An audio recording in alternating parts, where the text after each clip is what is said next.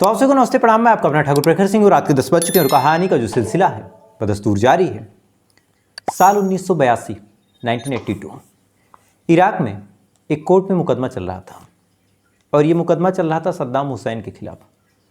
सद्दाम हुसैन पे जो एलिगेशंस लगे थे, जो आरोप लगे थे, वो इस प्रकार थे कि जब वो ताकत में थे, जब वो सत्ता में थे, तब उन्होंने नरसंहार करवाया था। अब ये मुकदमा चला, सद्दाम हुसैन से पूछा गया कि आप इसमें क्या प्लीड करते हैं। उन्होंने अपनी सफाई में ज़्यादा कुछ कहा नहीं। अंत में जो कोर्ट है उन्होंने माना कि जो सद्दाम हुसैन है वो गलत है। इसके बाद कोर्ट ने सद्दाम हुसैन को फांसी की सज़ा सुना दी और उसके बाद साल 1982 में ही सद्दाम हुसैन को फांसी दे दी गई। अब ये बात आपको किस लिए बता रहा हूँ और 1982 में जो कुछ हुआ उसका क्या रिलेशन है, हम लोगों को क्यों जानना चाहिए? तो हम लोग को जानना इसलिए चाहिए क्योंकि एक मामला भी कुछ टाइम पहले हमने सुना था और हम सभी लोग जानते हैं कि बांग्लादेश में सत्ता पलट हुई। जो वहाँ की प्रधानमंत्री थी शेख हसीना, उनको देश छोड़ के भागना पड़ा। फिर बाद में ये कहा गया कि जो शेख हसीना है हो सकता है देश वापस जाए, लेकिन अगर वो वापस जाते हैं तो उनका जो हाल होगा, उनके साथ जो सलूक होगा, वो सद्दाम हुसैन से भी ज़्यादा बर्बर तरीके से होगा। अब ऐसा क्यों कह रहा हूँ, उसके पीछे एक वजह है। आमतौर पर जहाँ भी सरकार और जहाँ भी कानून, जहाँ भी न्याय व्यवस्था चलती है, वहाँ अगर किसी ने हत्या की है या फिर करवाई है तो कम से कम लाइफ इम्प्रिजमेंट यानी उम्र कैद या फिर फांसी, सजाए मौत। अब अगर एक मामला ऐसा हो तो थोड़ी बहुत रियायत हो सकती है, लेकिन अगर 2, 4, 10, 15, 20, 25, 30, 40, 50 मामला हो तो फिर ऐसे हाल में क्या होगा? फांसी होगी, डेथ सेंटेंस। तो आपको एक रिकॉर्ड बताता हूँ। पिछले 10 दिनों में जो शेख हसीना है उनके ऊपर बांग्लादेश की जो इस समय की सरकार है उसने लगभग 49 मुकदमे दर्ज करवाए हैं। अब 49 मुकदमे में से 40 मुकदमे ऐसे हैं जिसमें हत्या की बात की गई है, यानी शेख हसीना पे आरोप है कि उन्होंने 40 अलग अलग लोगों की हत्या करवाई है। 2013 में एक मुकदमा हुआ था, एक मामला हुआ था, एक प्रदर्शन हुआ था, उसके बाद कुछ और चीज़ें हुई थी, कुछ राइट्स हुए थे। उसमें लगभग 30 लोगों की जान चली गई थी और ये मुकदमा अब लिखाया गया कि 2013 में वो तमाम जो नरसंहार हुआ, जो 30 लोग मारे गए, उसके एकमात्र जिम्मेदार शेख हसीना है। यानी 23 कत्ल का मुकदमा इकलौता ऐसा है जो डायरेक्ट 2013 में हुआ था और वो शेख हसीना के ऊपर लगा दिया गया। साथ ही 7 अलग अलग मामले हैं, उनमें से एक नरसंहार का है और एक अपहरण का है, एक जुलूस पे हमले का है, बाकी डकैती, धमकाना, किडनैपिंग, रंगदारी, एक्सटॉर्शन, ये तमाम चीज़ें ऐसे ऐसे करके 49 मामले हैं, जिसमें से 40 हत्या के हैं, बाकी ऐसे ही संगीन और जघन्य आरोप के हैं। और जाहिर सी बात है, अगर आरोप जघन्य है, हाँ, जो FIR है वो संगीन है और जो सरकार है वो शेख हसीना की दुश्मन है, तो ऐसे हाल में वो यही चाहेगी कि एनी हाउ शेख हसीना को लपेटा जाए, एनी हाउ जो शेख हसीना है उनका जो चैप्टर है क्लोज़ किया जाए। तो अगर शेख हसीना वहाँ पे जाती हैं या फिर नहीं भी जाती हैं, जब FIR हुआ है और वो देश छोड़ के भागे हैं तो मोस्ट वांटेड होंगी उस देश की। तो ऐसे में जो वहाँ की खुफिया एजेंसी होगी, जो वहाँ के लोग होंगे, वो कम से कम ये प्रयास करेंगे कि शेख हसीना जहाँ भी मिले उनको मार दिया जाए। और एक मोस्ट वांटेड के मरने पे कुछ कानूनी कार्रवाई भी नहीं होती। तो ऐसे हाल में शेख हसीना की जान को एक बड़ा खतरा है, क्योंकि 40 हत्या का मामला अगर जिसके ऊपर लग जाए उसकी क्या हालत होगी आप सोच सकते हैं। खैर, मुझे लगा ये एक महत्वपूर्ण अपडेट है, आपको बतानी चाहिए, क्योंकि कहीं ना कहीं पॉलिटिकल रूप से बांग्लादेश से भी हमारे ताल्लुकात हैं और जब ये मामला हुआ था तो वो कहीं नहीं जा पाई थी, हमारे देश में ही आई थी। तो इस वजह से ये बताना ज़रूरी है कि आने वाले टाइम में शेख हसीना को क्या क्या दिक्कतों का सामना करना पड़ सकता है। खैर, अब आते हैं आज की कहानी की बात करते हैं। आज की कहानी की बात करूं तो आमतौर पे आपको न जाने कितनी मैंने कहानियाँ सुनाई, आपने अलग अलग चैनलों पे न जाने कितनी कहानियाँ सुनी। जो नए लोग नहीं हैं, जो नई कहानियाँ उन्होंने सुननी शुरू नहीं की है, तो मान के चलिए कि एक आंकड़ा आप कम से कम 500, 1000, 2000 या फिर कुछ कुछ तो है कि उससे ज़्यादा भी कहानी आप सुन चुके होंगे। हर कहानी में एक यूनिक मोटिव, एक यूनिक तरीका और एक यूनिक इन्वेस्टिगेशन है।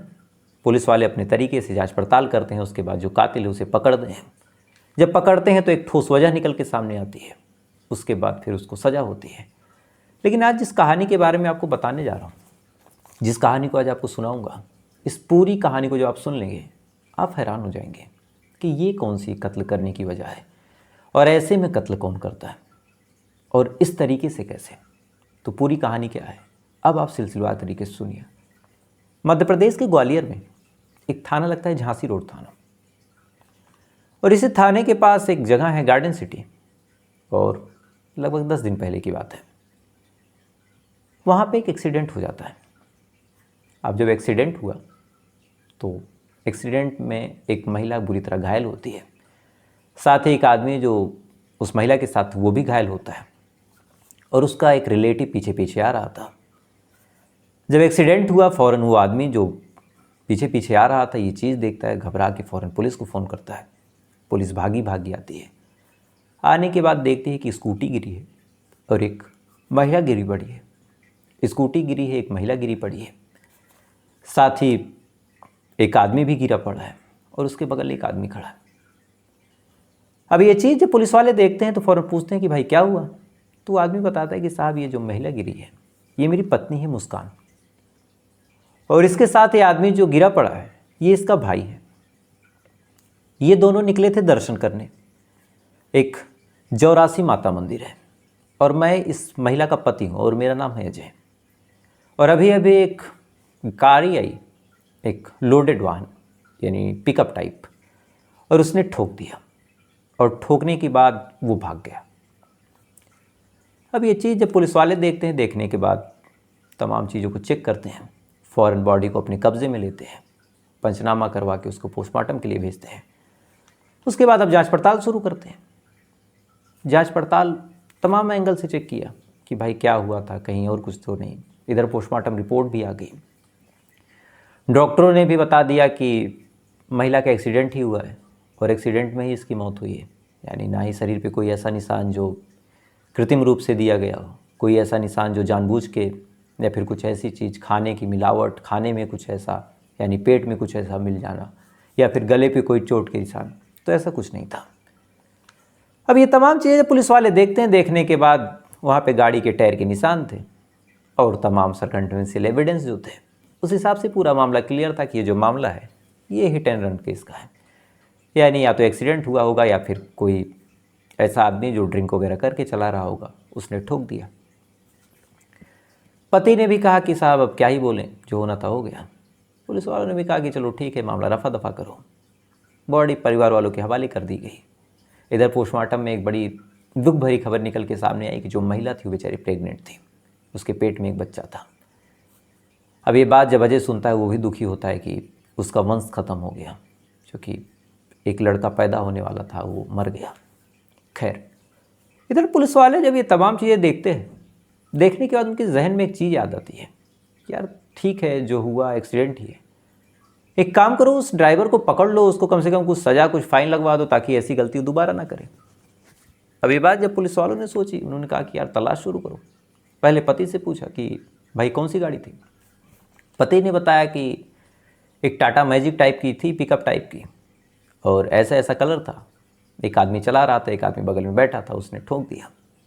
पुलिस वालों ने कहा पता लगाओ। उसने एक महिला की जान ली, एक आदमी बुरी ज़िंदगी और मौत के बीच जूझ रहा है, और पेट में एक मासूम बच्चा था, उसकी भी मौत हो गई, तो कम से कम इसको पकड़ के कुछ तो सज़ा इसको दिलवा दें। अब उन्होंने उस पिकअप वाले को खोजना शुरू किया। सबसे पहले आसपास के इलाकों में पता किया कि कोई पिकअप, कोई टाटा मैजिक यहाँ से गई है।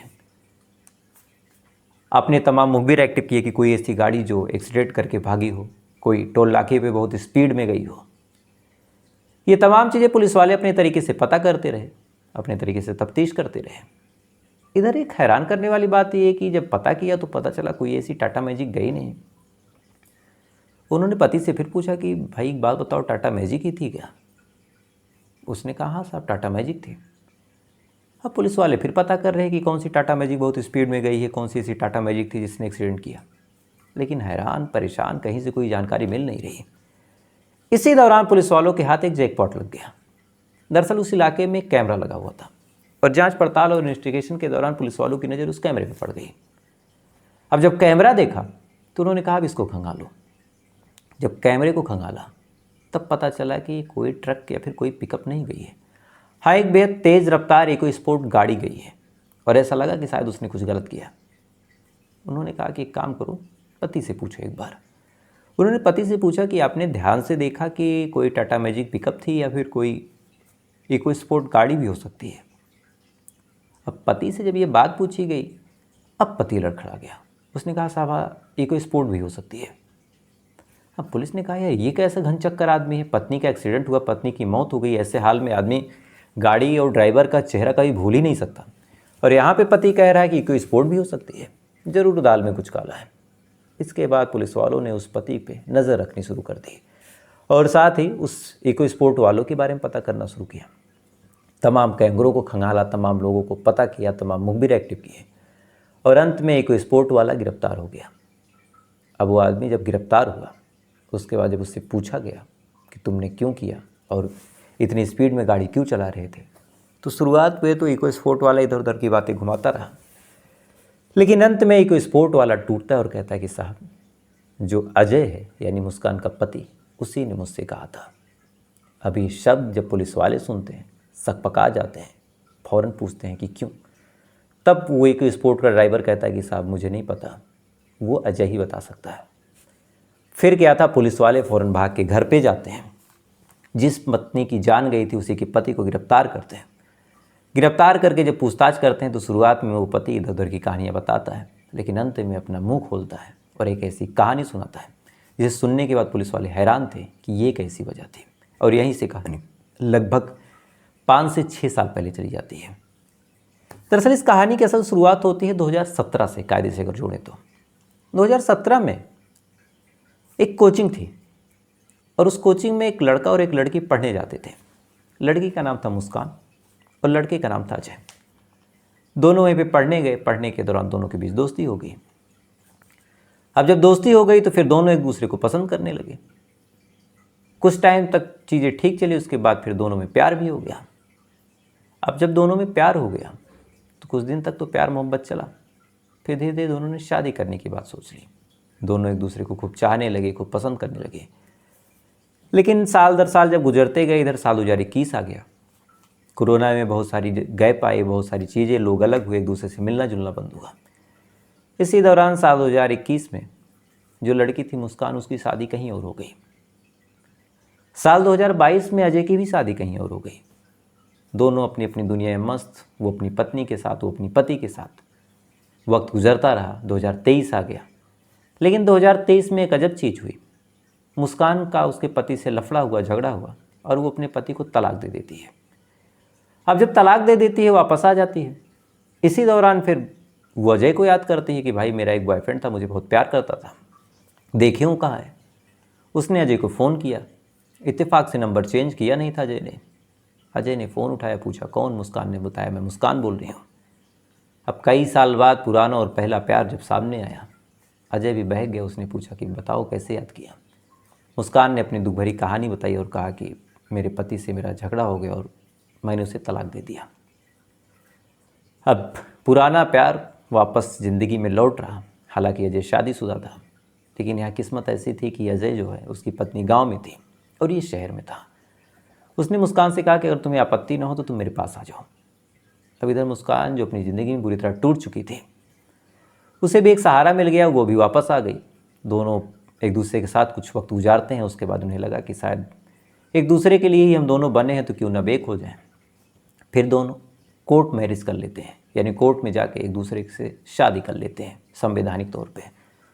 अब संवैधानिक तौर पे मुस्कान अब अजय की पत्नी बन गई। एक पत्नी गांव में है, लेकिन उससे कोई मतलब नहीं। अब दोनों खुश कि चलो बचपन का प्यार था, बीच में कुछ दूरियां आई, लेकिन साथ हो गए, साथ रहने लगे, साथ सब कुछ चीज़ें होने लगी। धीरे धीरे बात आगे बढ़ी, मुस्कान प्रेग्नेंट भी हो गई। लेकिन इधर सारी चीज़ें तो ठीक थी, लेकिन मुस्कान की एक आदत अजय को पसंद ना आई। दरअसल मुस्कान काफ़ी पैसे खर्च करती थी। अब अजय चाहता था कि मुस्कान बहुत कम पैसे खर्च करे, एकदम हाथ दबा के चले। मुस्कान ये तमाम चीज़ें चाहती नहीं थी, वो एकदम आज़ाद ख्याल की महिला थी। अब परेशान क्या करें, काफ़ी बार समझाया लेकिन मुस्कान मानी नहीं। इधर ये दोहरे खर्चे में पड़ गया, इधर मुस्कान का खर्चा, उधर गांव में एक पत्नी है, माँ है, वो भी पैसे उनको भेजना है।